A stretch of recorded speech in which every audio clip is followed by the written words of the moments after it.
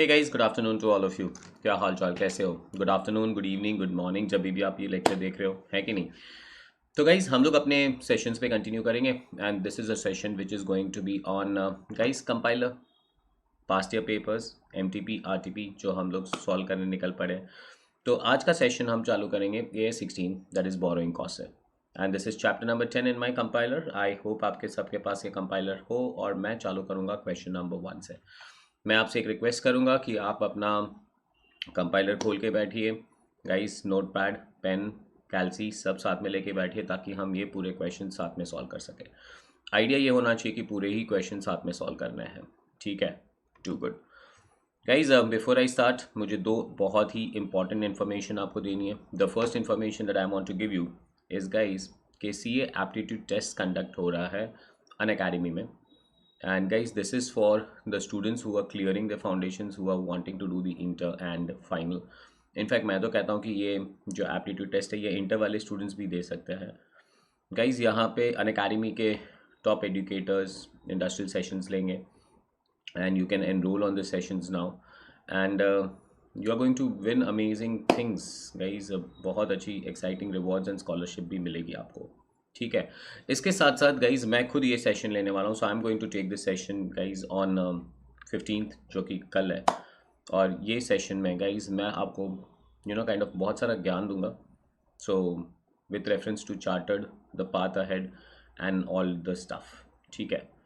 Apart from this guys, मुझे एक और इन्फॉर्मेशन आपको देनी है कि अगर आप बैचेस ढूंढ रहे हो CA इंटर के लिए, क्योंकि फाउंडेशन का result is right about the corner. अब जैसे ही फाउंडेशन का रिजल्ट आ जाएगा, लोग इंटर की प्रिपरेशन करना चालू करेंगे। तो guys, we as a team, और हमारी टीम है धमाकेदार टीम, एंड दिस धमाकेदार team is known as Ashirwad team. शायद आपने यहाँ पे जो एजुकेटर्स अभी दिख रहे हैं, फिलहाल आपने उनसे नहीं पढ़ा हो बिकॉज फाउंडेशन में ये एजुकेटर्स नहीं हैं, बट ये एजुकेटर्स इंटर से लेके फाइनल तक आपकी आपको हाथ पकड़ के लेके चलेंगे। सो गाइज, जो फर्स्ट बंदा दिख रहा है, मेरा फेस अभी बहुत ही अलग दिख रहा है, वो फ़ोटो कुछ अलग ही है। ये कोविड के टाइम की फ़ोटो है। So guys, this is professor Rahul Malkan and I be taking few block building lectures आपके। ब्लॉक बिल्डिंग का मतलब होता है गाइज कि बेसिक्स को स्ट्रॉन्ग करना है, और इसके लेक्चर्स मैं कंडक्ट करूँगा मॉर्निंग 10 to 11 में, ये बैच में, दैट इज़ आशीर्वाद बैच। गाइज, हमारे पास अमित पॉपली सर है जो ब्लॉक बिल्डिंग लेक्चर स्टार्ट कर चुके हैं, सचिन गुप्ता सर है, ये भी सेशंस ले चुके हैं, and then we'll have Arvind Tuli sir. तो गाइज, ये चार जन है ना, बहुत ही एक्सपीरियंस्ड है। They are too much of knowledgeable people and you can trust them. They have created lot of chartered accountants.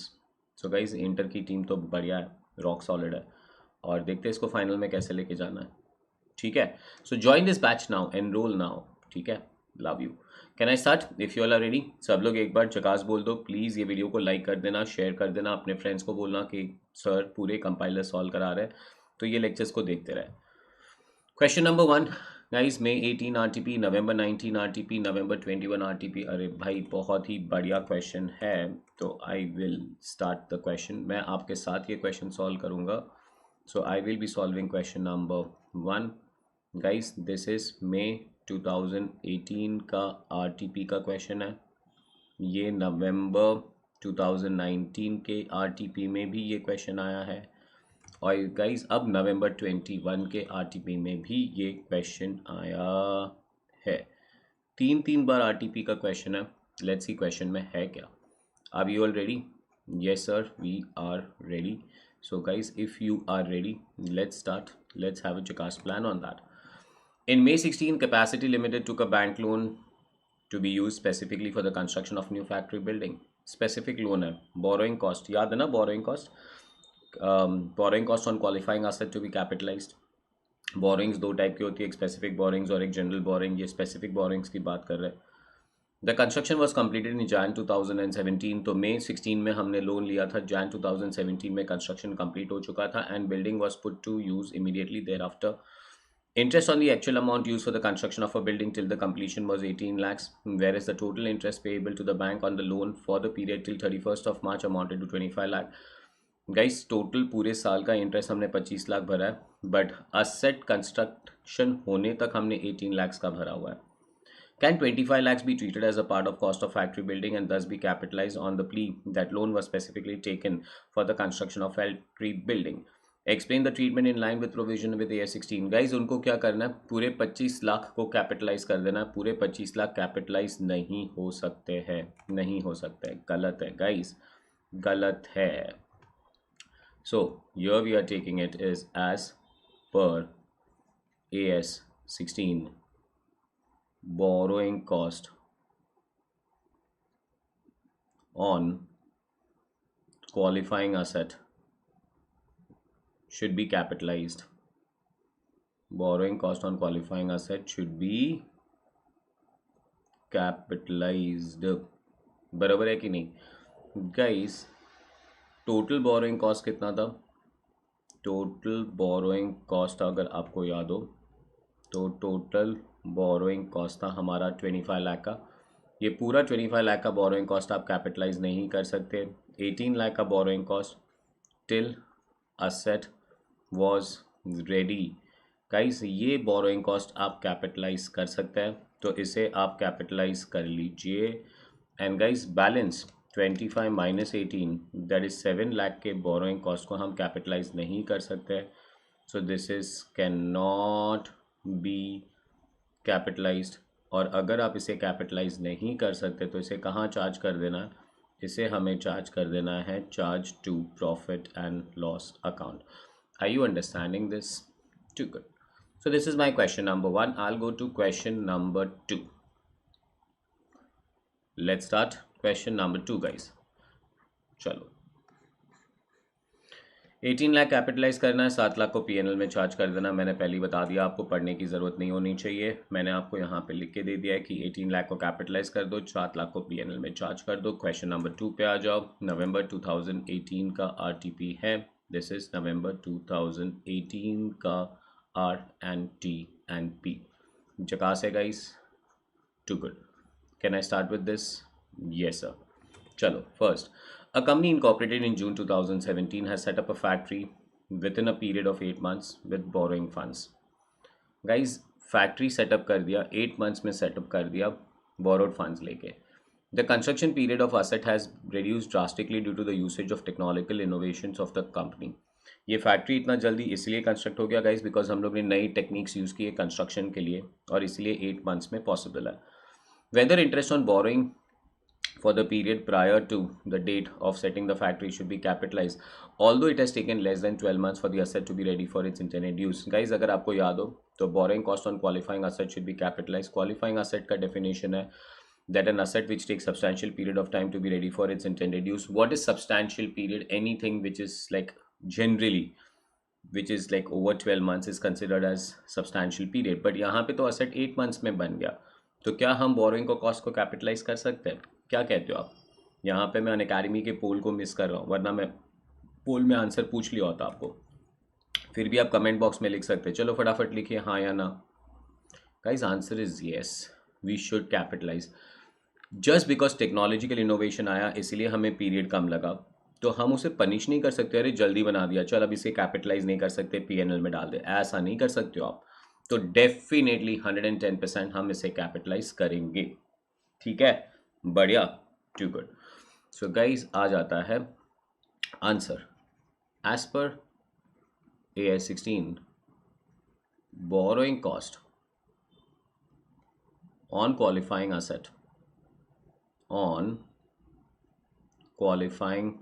asset should be capitalized.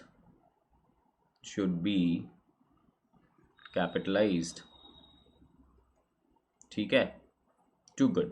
Guys, second, qualifying asset is an asset which takes substantial period of time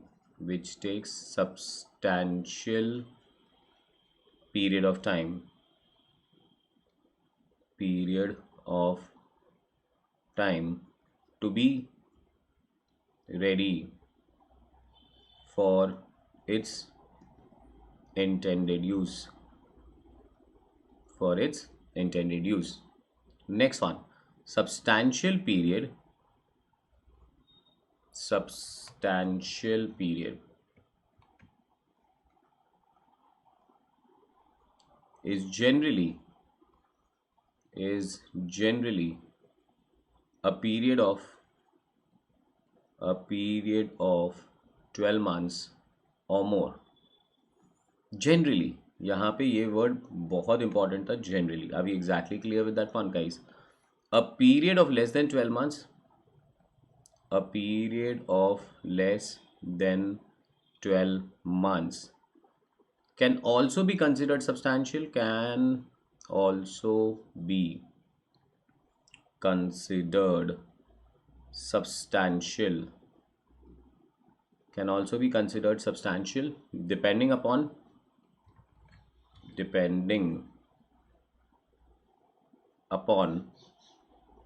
facts of the asset or facts of the case. Are we exactly clear with this one? A machinery, a building, a machinery है या building है इस question के अंदर guys? Factory was set up in less than 12 months,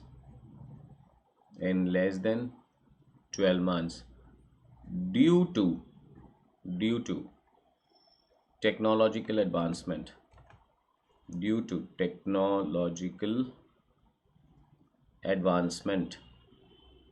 Are we exactly clear with that one? And therefore borrowing cost should be capitalized. Therefore borrowing cost should be capitalized. Are we exactly clear with that one? Guys, आपके साथ ये पूरा answer लिख रहा हूँ. The reason is कि आप answer लिखने की प्रैक्टिस कीजिए, ठीक है? सिर्फ जस्ट रीड करके आंसर कर देंगे तो मज़ा नहीं आएगी. I want you to write and practice all these answers along with me. Please do it. Don't miss this out. This is my question number 2 done. I'm going to question number 3 if you all are ready. चलिए. Yes sir, we are ready. So I'll go to question number 3. Question number 3, May 19 RTP. अभी तक सारे ही question हमारे RTP पे आए हैं. Examination का question दिखा नहीं मेरे को अभी तक, ठीक है, जल्दी दिखेगा. May 19 RTP. What do we have in May 19 RTP? First one, Zen Bridge Construction Limited obtained a loan of 64 crores to be utilized as under. First one, construction of a hill link road in Kedarnath is 50 crores. Purchase of equipment and machinery 6 crores. Working capital 4 crores. Purchase of vehicle 1 crore. Advance for tools and cranes is 1 crore. Purchase of technical know-how is 2 crores. Total interest charged by the bank for the year ended 31st March 2018 is 1.6 crore. Show the treatment of interest according to accounting standard by Zen Bridge Construction Limited. Guys, फिर से एक बार ना दो definition होने चाहिए यहाँ पे. As per AS 16, borrowing cost on qualifying asset should be capitalized, and qualifying asset is an asset which takes substantial period of time to be ready for its intended use. तो मैं यहाँ पे अब पूरा डेफिनेशन नहीं लिख रहा हूँ. So as per AS 16, borrowing cost on qualifying asset should be capitalized. So borrowing cost on qualifying asset should be capitalized. Second is qualifying asset is an asset which takes substantial period of time to be ready for its intended use. चलो guys, अब मैं बोलता हूँ qualifying asset है या non qualifying asset है और हमारा टोटल क्या हुआ है. चलो गाइज, first one is construction of hill road बनाना. गाइज, रोड बनाना is a qualifying asset. It's take substantial period of time to be ready for its intended use.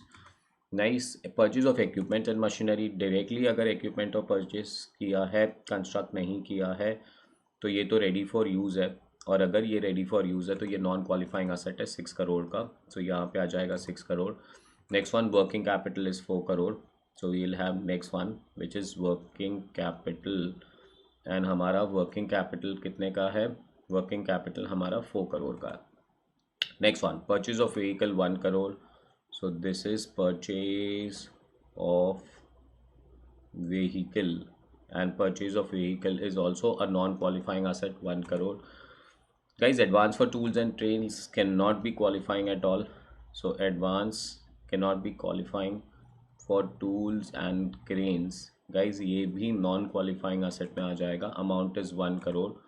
Purchase of technical know how भी non qualifying asset में आ जाएगा। Purchase of technical know how, मेरे English को सुधारने की कोशिश नहीं करना, दैट इज़ 2 करोड़, टोटल आ जाएगा 2। सो गाइस टोटल आ जाएगा क्वालिफाइंग असेट का 52 and this is 6 4 10 11 12 12 and total हमारा आ गया है 64। सो purchase of technical know how मैं नॉन क्वालिफाइंग बोल रहा हूँ, पता नहीं क्वालिफाइंग में क्यों लिख रहा हूँ। सो गाइस ये नॉन क्वालिफाइंग है, this is 2 and guys my total is 50 for qualifying and 14 for non-qualifying. I hope you are very clear, चकास एकदम। guys now capitalize क्या करना है, तो हमारा guys टोटल बोरोइंग कॉस्ट कितना हुआ है 1.6 करोड़, टोटल असेट पे खर्चा हुआ है हमारा 64 मल्टीप्लाइड बाय 50, इसको कैपिटलाइज करना है और पीएनएल में क्या चार्ज करना है 1.6 डिवाइडेड बाय 64 मल्टीप्लाइड बाय 14। चलिए guys answer 1.6 divided by 64 multiplied by 50, I am getting 1.25 को कैपिटलाइज कर देना। 1.6 में से अगर 1.25 को कैपिटलाइज कर दिया तो 0.35 को प्रॉफिट एंड लॉस अकाउंट में चार्ज कर देना। टेल मी जकास, too good. 64 50 14 1.25 crore capitalize, 0.35 crore को पीएनएल में, too good. Guys question number 4 ये मेरा पर्सनल फेवरेट है। इनफैक्ट हम डिस्कस कर रहे थे कि अभी तक एग्जामिनेशन में कोई क्वेश्चन नहीं आया और देखो May 19 में एक बोनांजा क्वेश्चन आ गया। So question number 4 if you all are ready and this is May 19 paper का question. Yes sir we are ready. Question number 19 guys, question number 19 क्या, question number 4 guys and this is May 2019 का question. Are we ready? Yes, sir. Guys, first one. First Limited began the construction of new factory building on 1st of April 2017. It obtained 2 lakh of specific loan to finance the construction of factory building on 1st of April at an interest of 8% per annum. अब पहला जो 2 लाख लिया है वो specific loan है, वो building के लिए ही है, उसका इंटरेस्ट 8% पर एनम है। Further expenditure on the construction of the building was financed by non-specific loans. Details of other outstanding non-specific loans are amount 4 lakh 9% interest, amount 5 lakh 12% interest, amount 3 lakh 14% interest. ये general loans है। तो specific loan का interest 8%, 2 lakh और non specific loan general loan का capitalization rate आएगा। The expenditure that were made on the factory building construction were as follows. 1st April को 3 लाख का खर्चा, 31st May को 2 लाख 40 का खर्चा, 1st August को 4 लाख का खर्चा, 31st December को 3 लाख 60 का खर्चा। The construction of factory building was completed on 31st of March 2018. As per the provisions of AS 16, you are required to calculate the amount of interest to be capitalized and second pass the journal entry for capitalizing the cost and the borrowing cost with respect to the factory building. Guys, first one, as per AS 16 तो लिख ही देते हैं, ये तो भूलना ही नहीं चाहिए। So guys एक स्पेसिफिक लोन था और वो स्पेसिफिक लोन हमने कब लिया था, 1 अप्रैल को लिया था। कितने का लोन लिया था, 2 लाख रुपीज़ का लोन लिया था, एट द रेट 8% लोन था। गाइज सेकेंड सारे ही जनरल लोन थे, तो जनरल लोन का हमें कैपिटलाइजेशन रेट निकालना पड़ेगा। तो जनरल लोन का सबसे पहले मैं इंटरेस्ट निकाल लेता हूँ। तो इंटरेस्ट इज़ 4 लाख का 9%। पीरियड नहीं का है तो हम पूरा साल अज्यूम करेंगे। 5 लाख का 12%। सो 5 लाख का 12%। गाइज नेक्स्ट वन 3 लाख का 14%। सो 3 लाख का 14%। सो गाइज 4 लाख का 9% इज 36,000। 5 लाख का 12% इज 60,000 एंड गाइज 3 लाख का 14% is 42,000. So 36,000 plus 60,000 plus 42,000. I am getting a total of 1,38,000 if I am getting this correct. तो हमारा कैपिटलाइजेशन रेट क्या आ जाएगा, total borrowing cost divided by weighted average loan.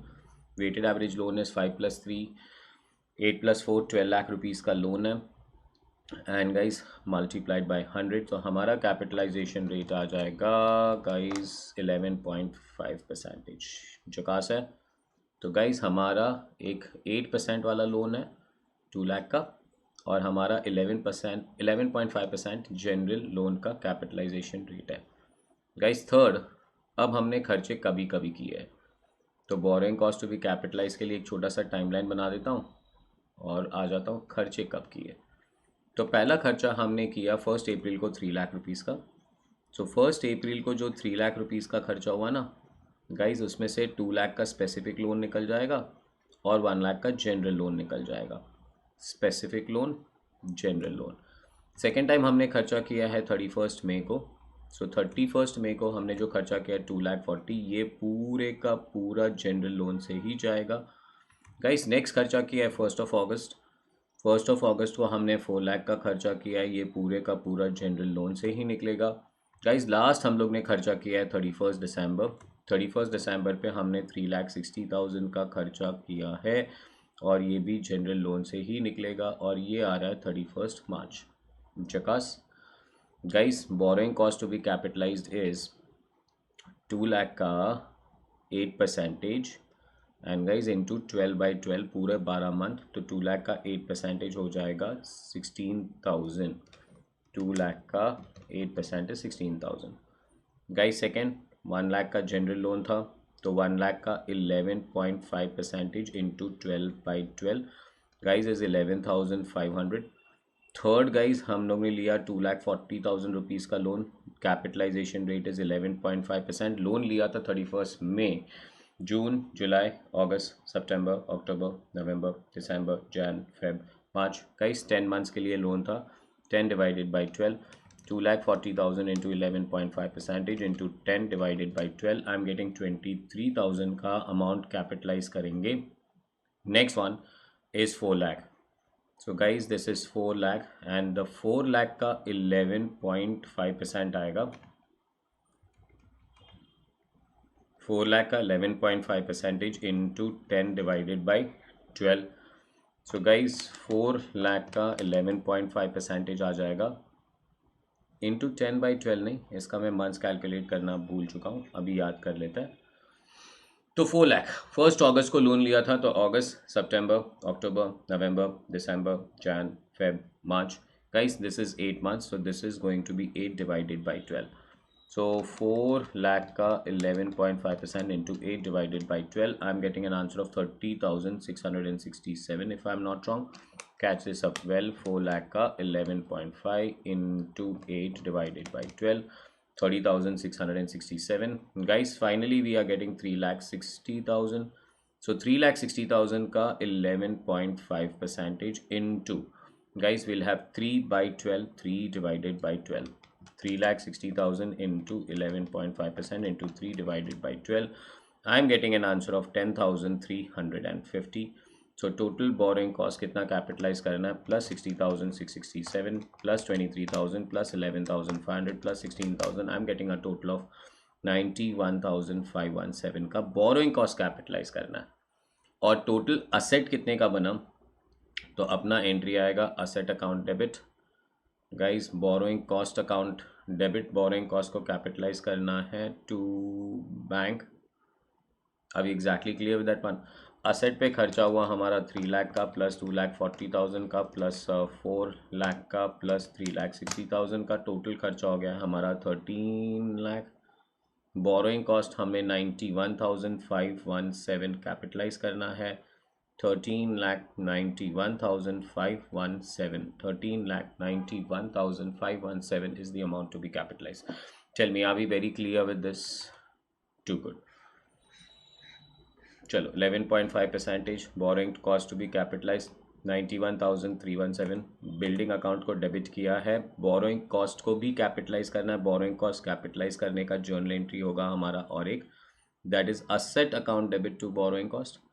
In fact है ना, इसको मॉडिफाई करके हम यहाँ पे क्या कर सकते हैं पता है, अज्यूमिंग कि बोरोइंग कॉस्ट पे हो चुका है, हम कह सकते हैं कि बिल्डिंग को पूरे अमाउंट के लिए डेबिट कर देता है। तो अपना जर्नल एंट्री पास करते हैं asset account debit to bank to borrowing cost, मतलब बोरोइंग कॉस्ट पहले पे हो गया होगा ना, तो बोरोइंग कॉस्ट का जर्नल एंट्री आएगा borrowing cost account debit to bank. तो अब यहाँ पे हमारा अमाउंट आ जाना चाहिए, बैंक में से 13 लाख रुपये असेट में चला गया, बोरोइंग कॉस्ट कितना कैपिटलाइज करना है? 91,517 कैपिटलाइज करना है. 13,91,517 is the total amount of the asset. Tell me जकास, are you catching this up? Too good, lovely guys. Question number 5, May 20 RTP. May 20 RTP को मैं नेक्स्ट लेक्चर में लूँ. 2020 का ईयर वहाँ से चालू करेंगे. So we are done with 18 and 19. हम लोग 2020 को नेक्स्ट लेक्चर में लेते हैं. ठीक है, टू गुड. चलिए.